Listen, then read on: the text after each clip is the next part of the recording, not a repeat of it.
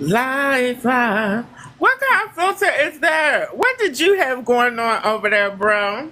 Listen, I like to be in the stars and the clouds, so I like to keep it simple. You inspiring me, honey. You inspiring me, honey. You know I like to be in the stars and clouds too. And I'm there. I'm there right now, but you just can't see the effect. Well, you can see the effect on my face, honey. I'm sure it looked like the Billica done hit me quite hard.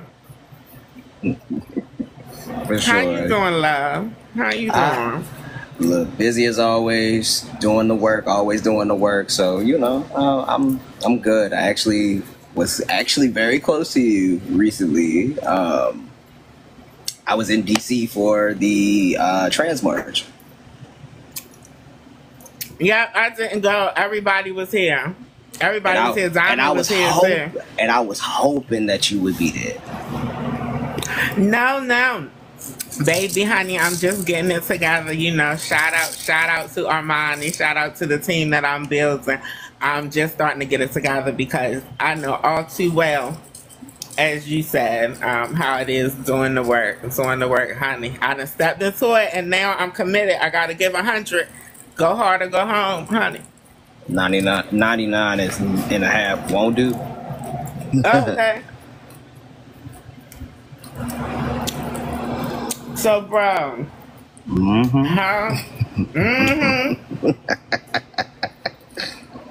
Now, I haven't been out in here, out in these streets too much, but I have gotten requests to respond to Maddie's video, Maddie's take on you ain't hooking me with no plastic. You know, Maddie's take on if I can't smash you, you can essentially her deal breaker with the trans guy that she was dating, honey. She was like she didn't want no Theodorus. Um,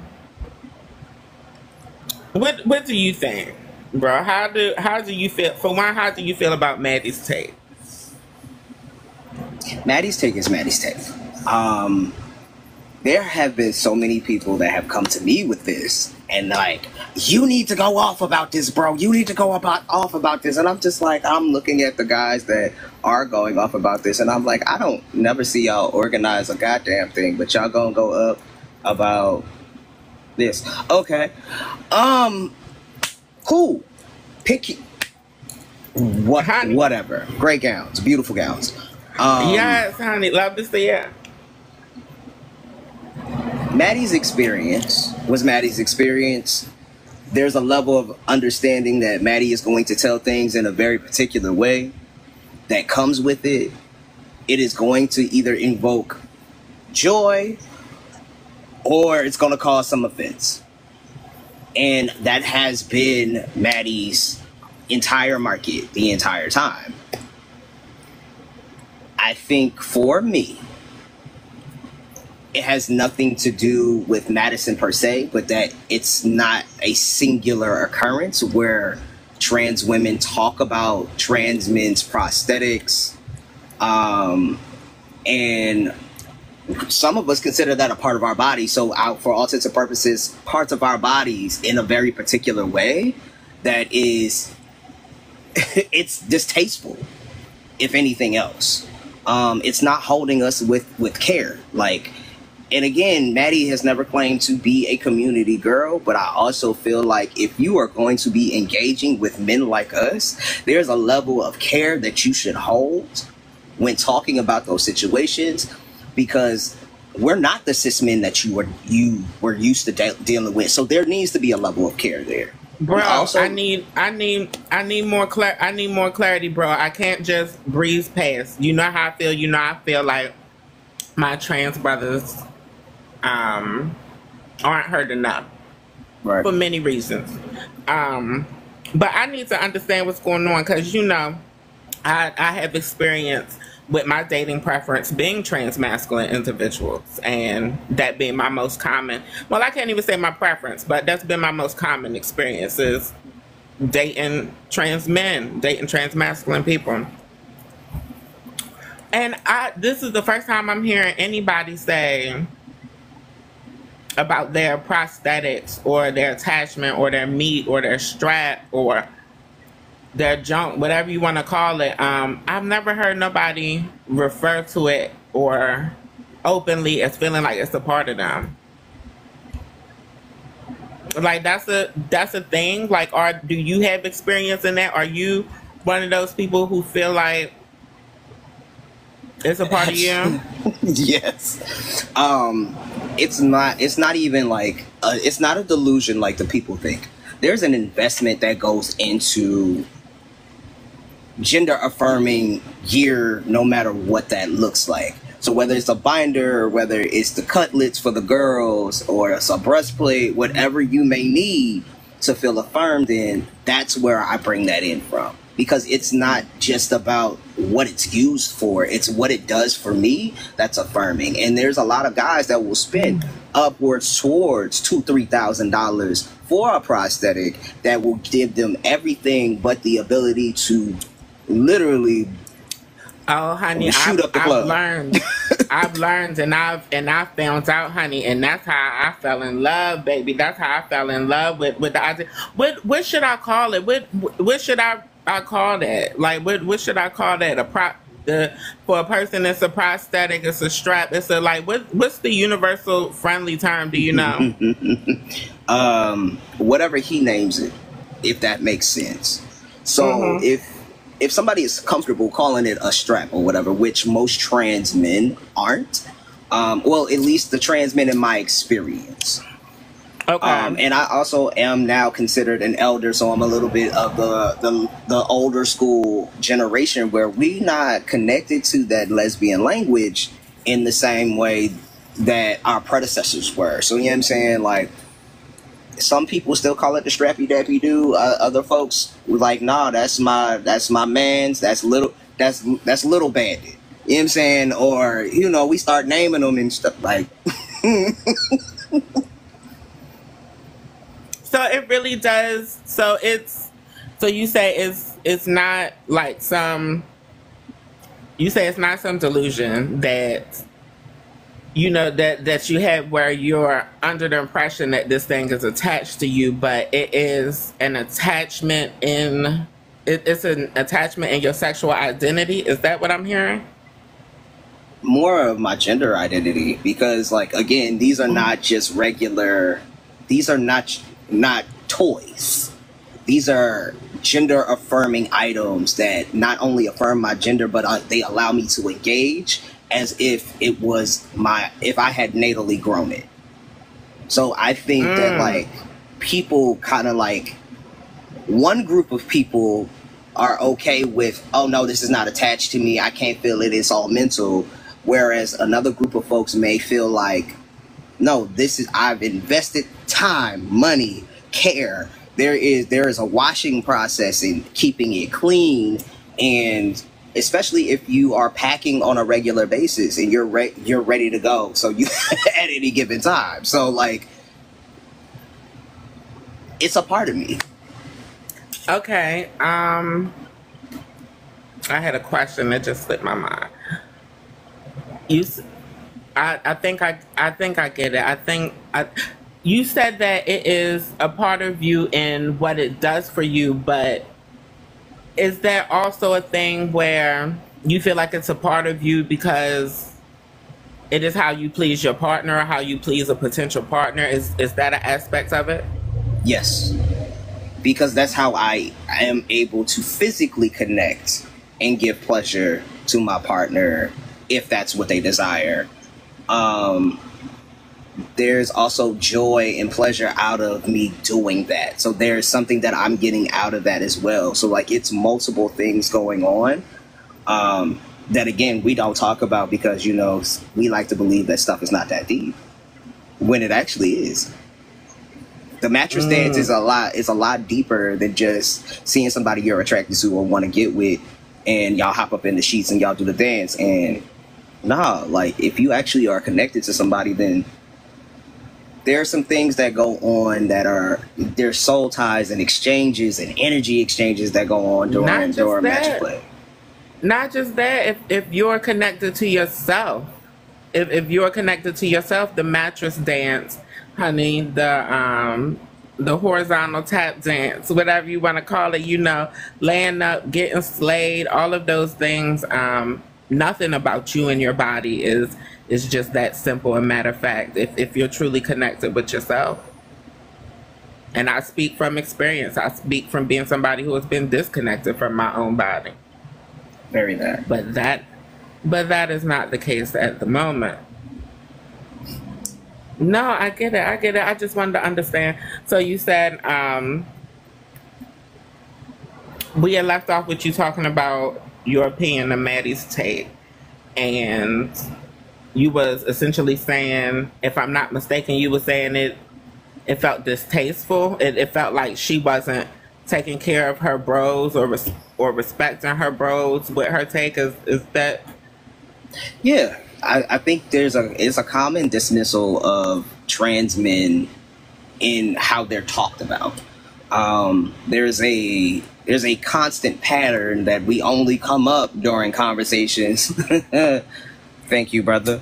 Around periods and mailboxes, and it's very interesting. Like, I still can't get people to name 5 trans men that do work in community. Oh, say, can you see? Because I'm honestly trying to think of 5, and I can't. Like, I can think of a lot of trans men I know, but I can't think of oh no, I can think of 5. Yeah, I can think of 5. But that took me a minute, and that's sad because, you know, these are people that it took me a minute to think of people who I actually have worked with and or worked for. We don't matter. And then talking to my friend group earlier,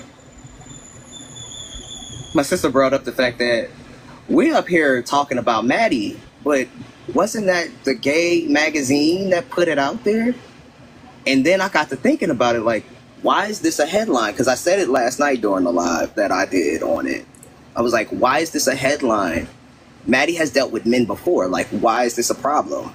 Oh, it's because it's trans men. And then thinking about the fact that a gay man or gay men had authority over putting out the story to over sensationalize and sexualize trans masculine folks. It's a layered double-edged sword, and they're doing it via a trans person. Honestly, my initial reaction, it sounded like trans kitchen table talk. You know, it honestly sounded like conversations that I've had with trans men, some of my trans bros privately. You know what I mean? When I initially, because I support Maddie's content, and when I initially saw the live stream and had it playing in the background as I was working, I heard her take, and for me, it honestly didn't even register as headline worthy. That was not something that I was going to screen record and repost and discuss. And like, my take on it honestly is very simple. Like my take on it that I've already had edited that we'll be posting along with this live. Yeah, it's very simple. I honestly think, and I say this in my video, I think the bigger conversation, and the conversation that we should be having is the potential reason and the likely reason why a lot of trans men were genuinely offended by her rhetoric. Outside of, you know, her ridiculing people, because that's completely understandable. Her ridiculing the way that somebody has bedroom interactions. I can understand that feeling humiliating. But I think the bigger conversation is why the bigger conversation for us as trans people is for the people who it did strike a chord with, and for the people who did really take it to heart and really felt hurt or really felt traumatized by it. I think it's bigger for us to examine that Like, why does somebody speaking about outside of on a satirical live stream, with all the context on the satirical live stream where you have somebody who pokes fun at their own gender identity, you know what I mean? Why do you feel hurt at the idea of somebody even publicly discussing the way that you have sex?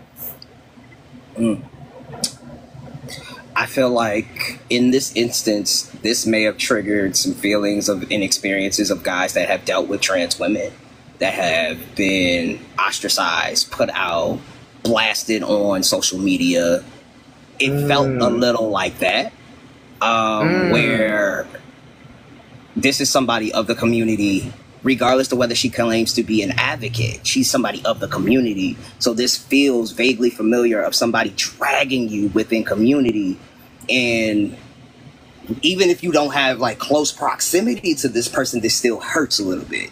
Because like, again, I'm not offended because I giggle a lot at Maddie stuff. But there's a line that I have with, there are certain things I don't joke about. Like, I might call my sisters, you know what I'm saying, stuff like the skirt stink. You feel what I'm saying? But yeah. It's with the intention not to call it anything that may be offensive. In that instance, you can kind of tell that she really didn't care. So again, there are things that can be perceived and felt by delivery. And it's just like, and then you have the background noise of people laughing at it on top of it. So like now, how I get down in the bedroom is a joke to you. I'm not even a human being. You joking about how I get down. So like, I'm not even going to deal with y'all. We have to talk about that being so consistent that's why a lot of the boys won't deal with the girls. And y'all, we are running to the bush queens. Some of us are. It is what it is. Some of us are, and then we get ostracized by the girls for doing it. We too messy. We be too messy for y'all.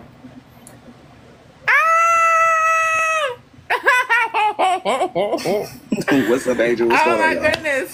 This is valid. This is valid to discuss. This is valid to discuss with me being a messy bitch who's trans amorous. Like I need to know. I need to know the tea. I get it. But for me, because I have to, you know, I'm guilty of all of these things. I'm guilty of putting trans men on blast, honey. You know, I'm guilty of all of the things, but I'm also somebody who, thank you selectively. I'm also somebody who, again, I poke fun at my own gender identity. I poke fun at the way that I have sex. I poke fun at the way that I have sex with cisgender men. I poke fun at the way that I love and I'm toxic, and you know, I've even put my mama on blast before. You know what I mean? And for me, I can't speak for Madison. This is about me now. For me, it's not. It's usually done out of either love or hurt. Okay. It's usually, for me, it's usually trying to teach a lesson, or honestly trying to protect somebody else. Like, you know, like I said, I put my mom on blast before, and that was in an attempt to get her to see outside of herself, you know. And I put my exes on blast before just so that other girls would avoid them, honestly. Fair, right? I hear you know.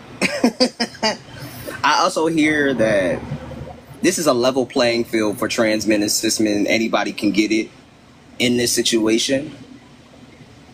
But we do not have the privilege of being cisgender, which means that that comes with that layer of, like, I hear you, it's not the same over here.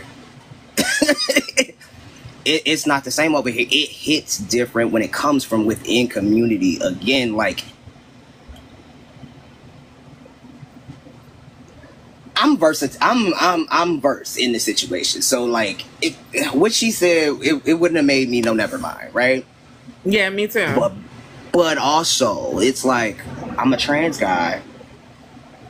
And that's not how I'll refer to it. Like, does she know the proper language? Like, how can we like talk about this in a different way? And then it's like, you know what?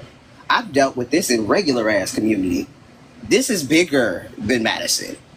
Like, how do we have this conversation amongst our siblings, in holding each other a little bit better? Like, I feel like we are very aware of the things that cause y'all trauma, and I think ours gets dismissed because of perceived inherent privilege of being male identified. And there's also that dismissal and erasure of emotions and feelings and fluidity in feelings and emotions, and allowing to be being able to express that. Do you think there is no privilege in y'all being male identified, male presenting, especially for the guys who pass very well?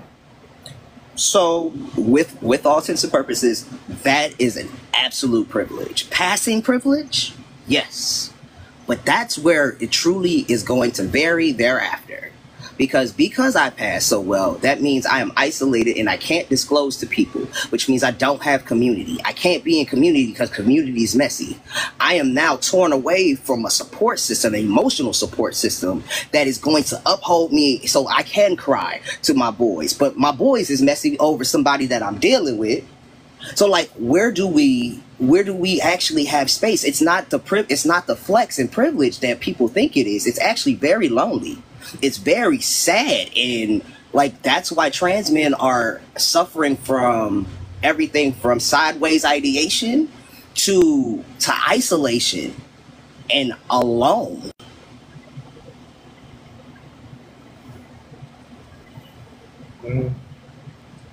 It's literally running parallel to cisgender men's problems and not having a soft place to land because of the societal expectation.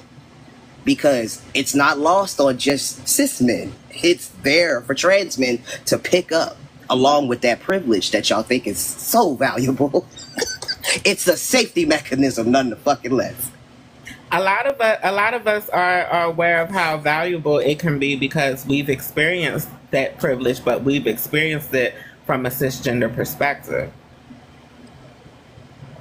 It's absolutely, and that's why I like to have these conversations with you, and that's why I usually wait to have these conversations with you, because you in particular have a way of breaking it down so that I get it. I can't speak for nobody else. I hope clearly a lot of people get it, because every time I'm looking online, you got a whole following.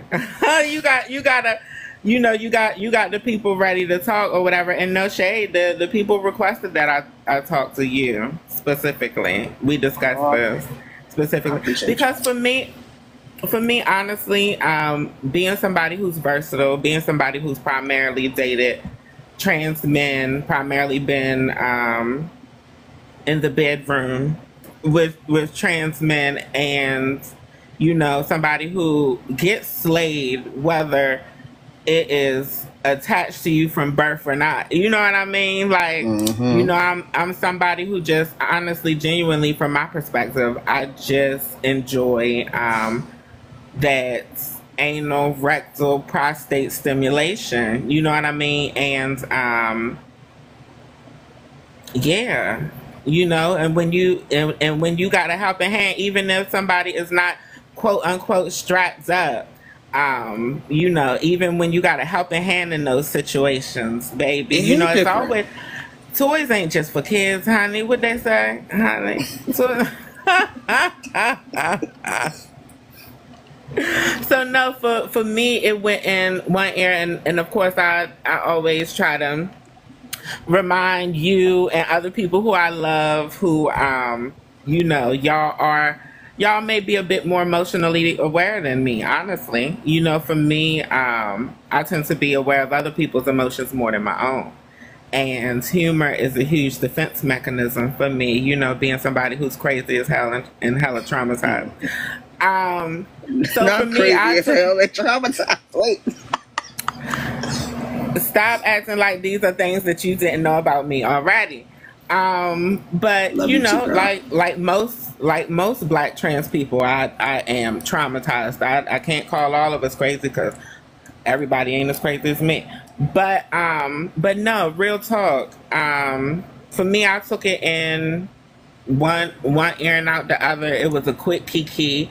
I felt like I had the allowance to kiki because she was essentially making fun of the way that I interact in the bedroom as well.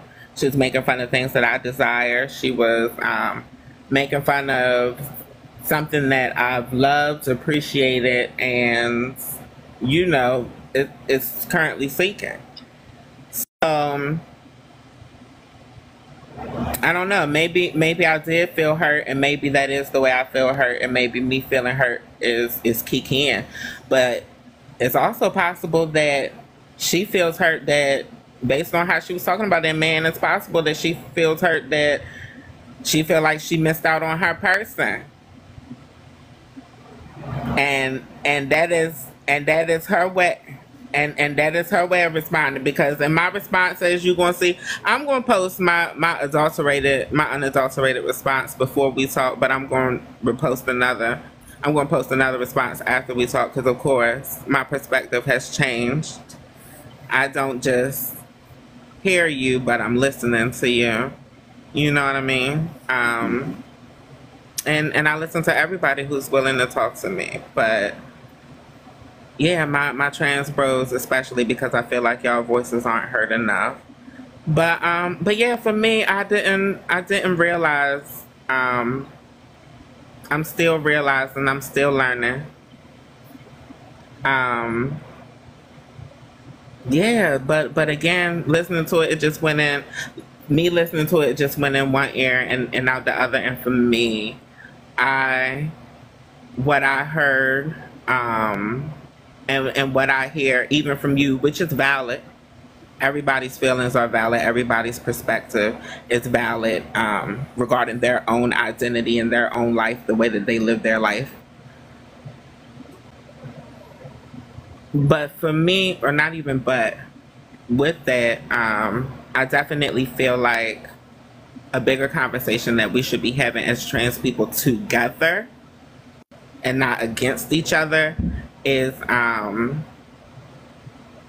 the our is how society genders our genitalia, and how society genders the way that we interact in the bedroom, and our desires and our preferences and our boundaries. I think that all of these things we need to talk about more. I think these are things that we need to talk about more openly, because again, as I've heard you saying this live, and I hear a lot of my trans bros saying, it can be very lonely. It could be very lonely transitioning into a man. For a lot of y'all have been like being tossed in the closet, being closed in the closet, being put back in the closet, and I I I want y'all to come out, because I absolutely know how that can feel. I absolutely know how that can feel when you have testosterone running through your veins. I absolutely know how it could feel to be isolated, and I know how depressing that can be. I know the numbers in the, self-harm and taking of own lives of my brothers, and I imagine that all of those things are attached. But I think one thing that I can do is I can have these conversations. I can have these conversations openly. I think it's necessary for us to have these conversations about the way we maneuver sexually, because honestly, that tends to be the main question mark for a lot of people, and for realistically, a lot of our brothers seek love, and they seek sexual and romantic relationships. And in order to have these healthy relationships, you're going to have to connect with people, and we're going to have to learn things that a lot of y'all may be comfortable discussing, may be uncomfortable discussing and talking about. I've literally I've predominantly dated trans men, and nobody has ever, this is the first time I've ever heard anybody say, I think, admit their attachment. I assume and I feel like, based on what you said, looking back, I feel like I've had exes and I've had people who I've dated who have felt the same attachment to their little man. You know what I mean? But I think in some cases they were afraid to admit it. Like, I'll give you the perfect example of not necessarily being attached to the bigger version. So like the pack and play, like be ready to go at always ready.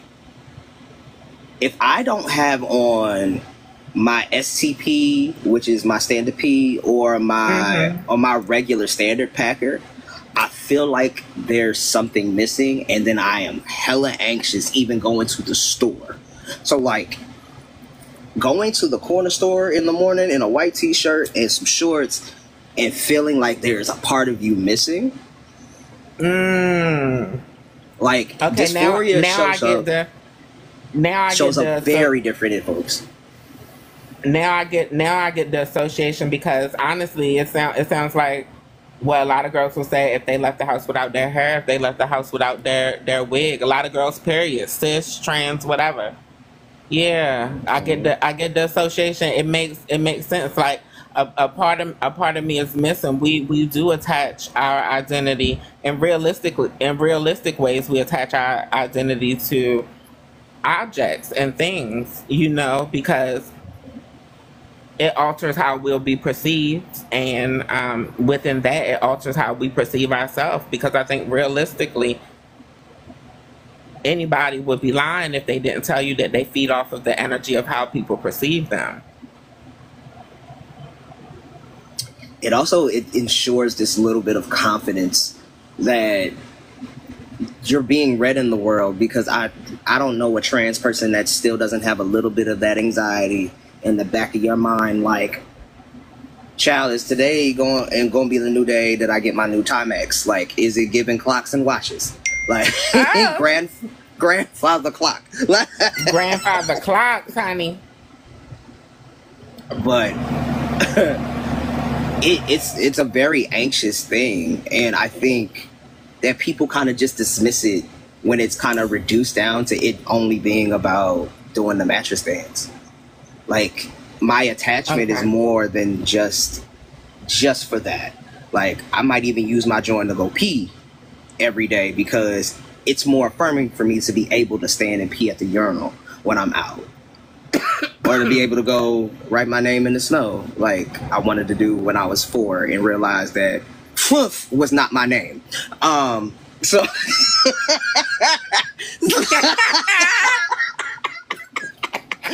so I couldn't exactly write my name in the snow.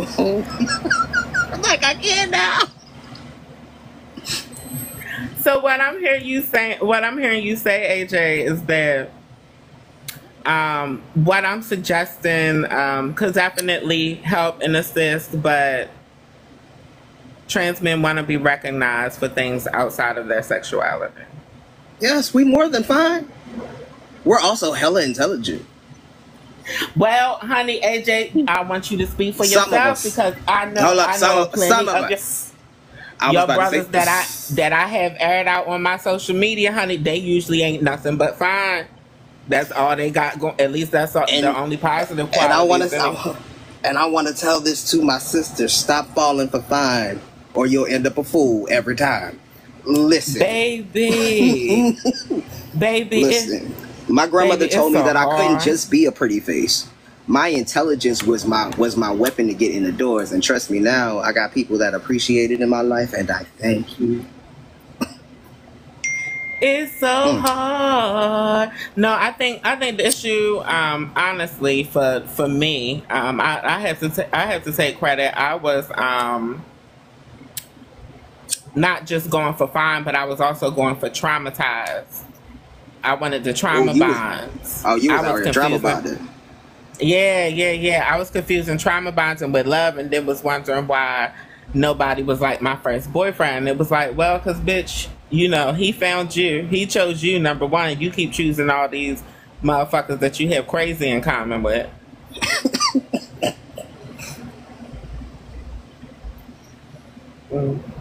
I don't know.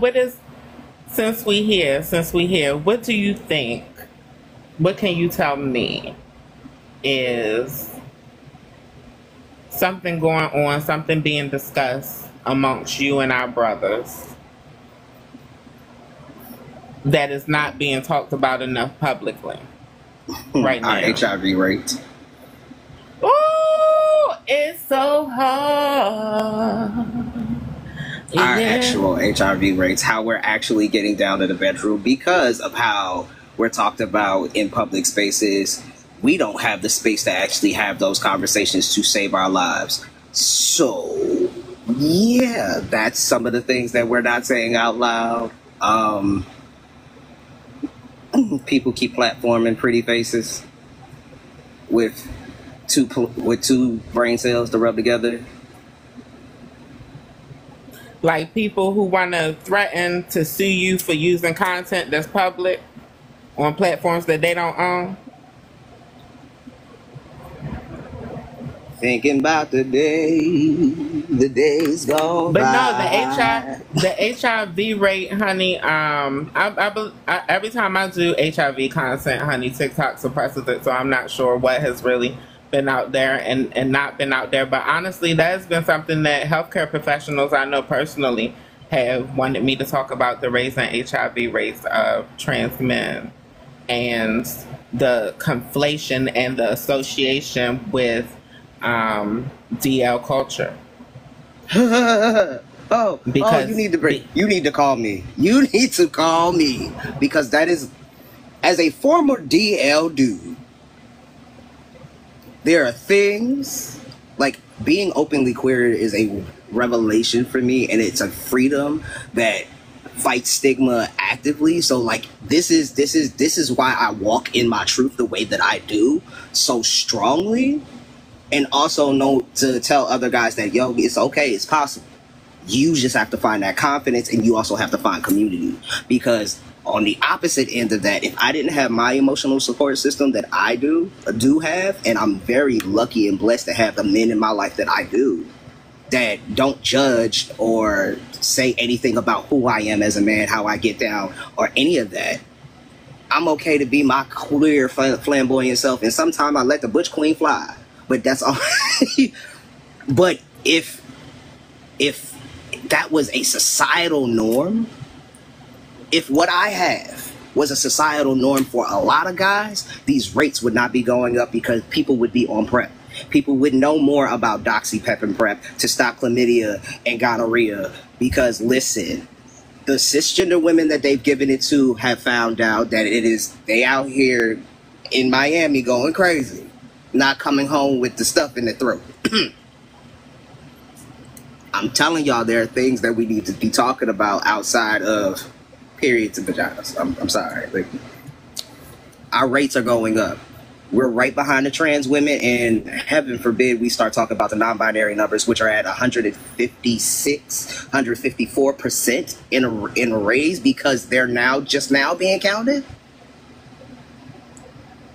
Honey, I'm Black History for one of the first studies to include a non-binary population. It said how the non-binary population is so overlooked. Whether people want to respect their identity or not, we definitely have to respect the fact that they exist, and their existence affects everybody else who exists.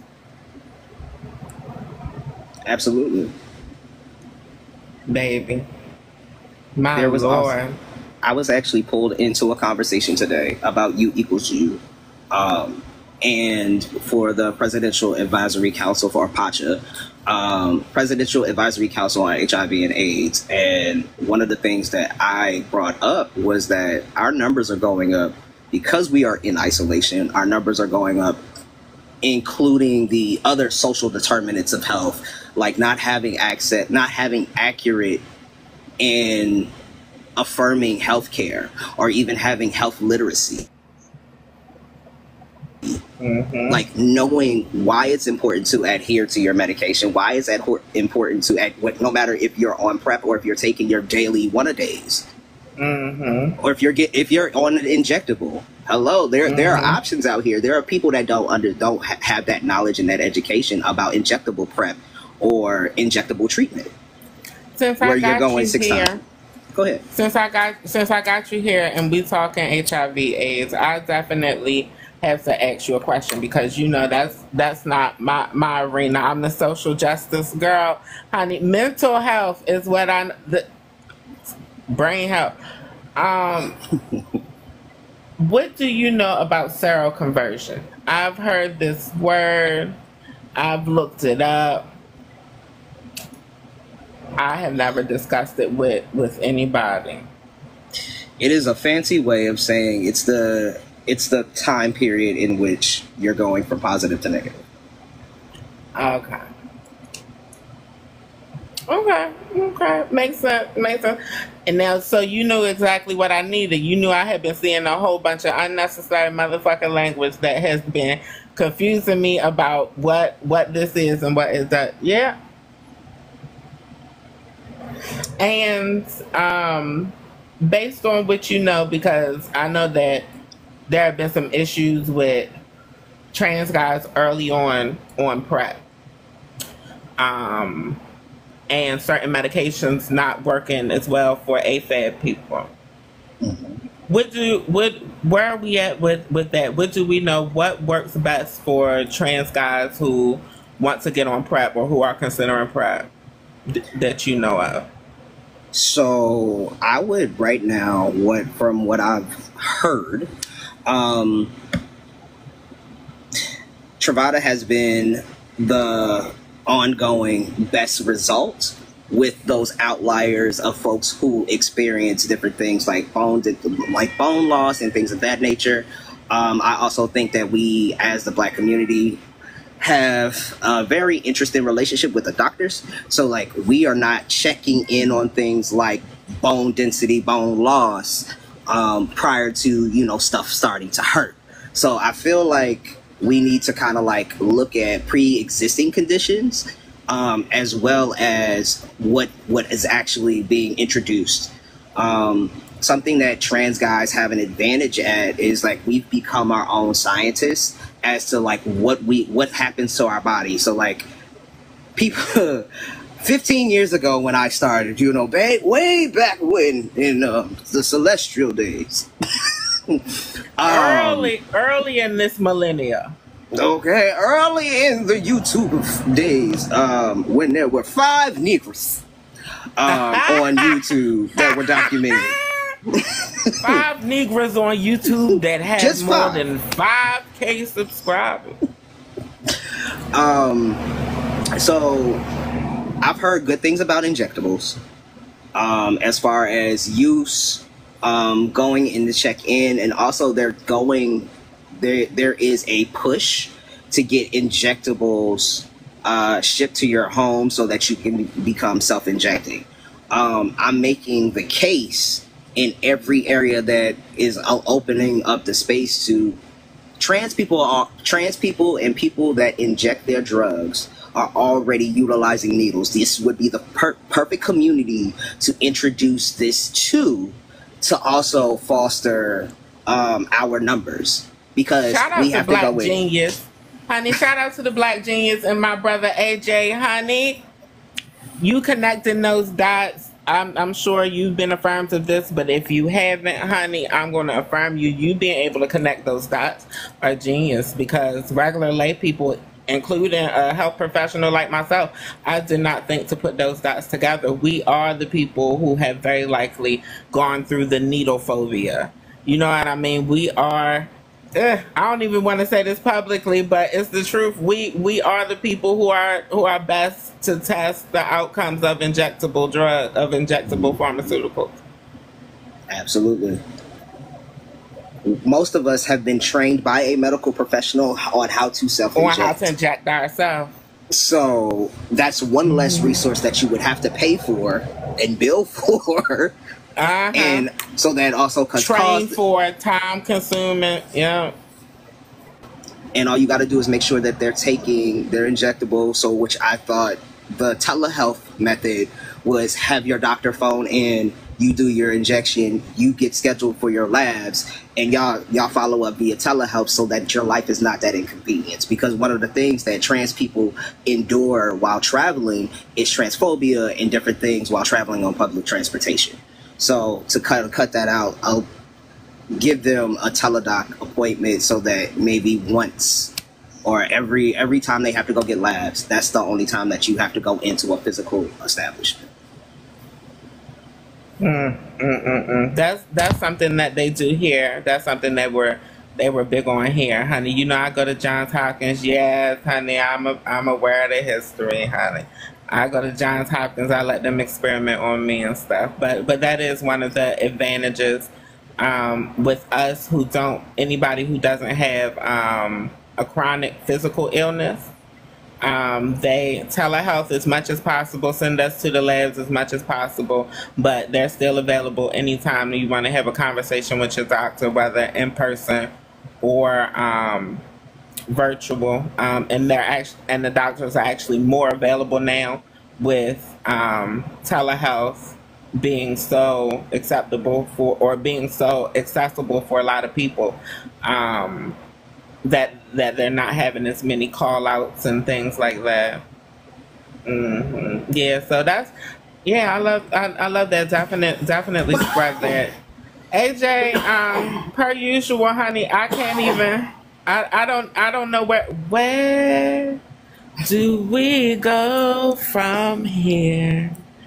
Baby, you covered all the bases. You cover all the bases, honey. You know, I guess the only advice I would add, and based on what I hear you say, I've gotten the impression that you've been low key or high key telling me like, sis, chill out with being messy on the bros, bitch.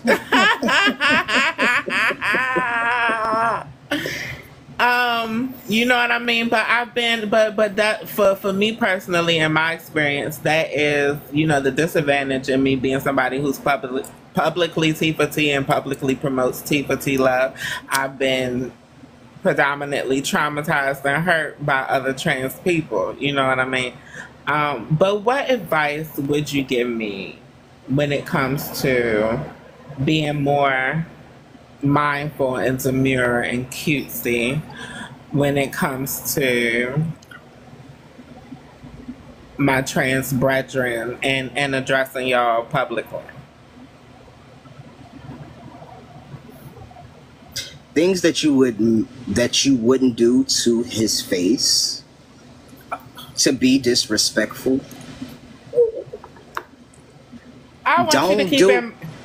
Don't do it publicly to embarrass him, because there's an intent that may not be there. Like, I'm gonna tell this story, but I'm gonna tell it in a way that's a joke. But when you're making a joke about the person, you have to realize that there's something at a cost. At what cost? And it's going to be the person that you're joking about. Because the fact that I've seen cis, hetero, straight men talk about what we can't feel, and they can't last longer than 15 seconds if they got some good box. I don't think we should be talking about each other's bodies. First of all, I feel like I caught a stray on that because, honey, when it's a good thing going on, honey, baby, especially, you know, the self lubrication of it all, you know, when you got one of them, that is like a thing for me. You know, I got the same autonomy. I got the same anatomy as them, so we can't talk. We not going to talk about that. But it's different because cis het men are usually the men that are trash to all of us. So they gonna catch all of the wrecks. Now, if you called it straight, it felt like a hit dog, baby. That ain't got nothing to do with me. No, fuck them, honey. Read them motherfuckers. You know I'm gonna stay reading the cis hats, all of the cis hats, honey. You know I'm gonna stay reading them motherfuckers, and you know I'm gonna stay reading the queers too when they get out of line. But the thing about me is, AJ, I don't know how good advice that was. Because usually when I'm speaking publicly, that is the cutesy, demure. I don't think you get carried away, though. Hear me out. I'll be under your post, keying because it's never in a way that I see that is intentionally offensive. I've watched LGBTQ comics make jokes about community and not be offensive. The cis black woman that was talking about her dating experience with this trans guy, and at the end of it, she was like, he asked if she wanted to go out on another date, and she was like, no. And he asked if it was because he was trans. She said no, she don't date broke. Because, like, why couldn't he transition into a rich man? And that's what it is.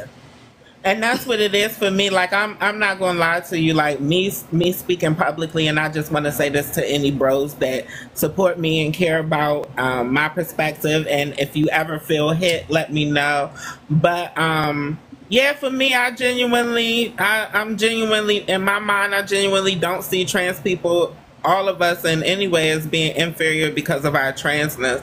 I don't see it as a weird thing or delusional, or however the transphobes and queer folks try to classify us today or tomorrow. Like, to me, I didn't fall for that Kool-Aid. You know, I didn't drink that. So I genuinely don't feel it. And with that, I feel like we are available. I'm not super sensitive when it comes to us. Like, I'm always going to big us up and support us, but I'm going to call out a lot of us too. You know what I mean? And it's just because like when I you love read, us. oh boy, about the biological woman. Let me explain something to you.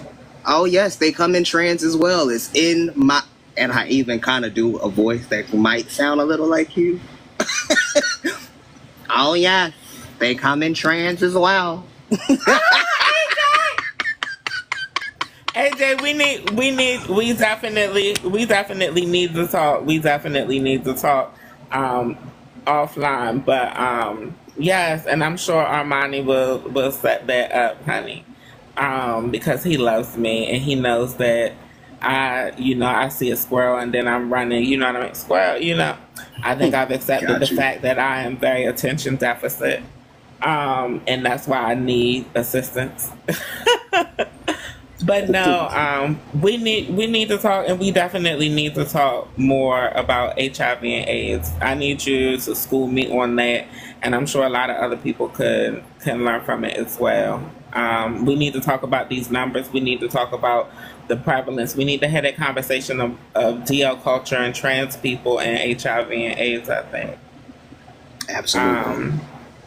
But yeah, if you don't mind, honey, I know you got access to this content, but if you don't mind, I'm going to post this on YouTube because I think it's a good conversation for the people. I think we got quick and to the point and made all the points, honey. I think the vibe is vibing. I think both of our umbilicus was hitting tonight. Shout out to Noah in the comments. Shout out to Micah. Micah wants you to link with him. I know Micah. Micah's good people. I got you. But yes, honey, Noah is too. I don't know if you ever link with Noah. But yeah, thank you, bro. Thank you for your time. Anytime. Yes, you know I love you down, honey. And peace, love, and blessings to everybody watching.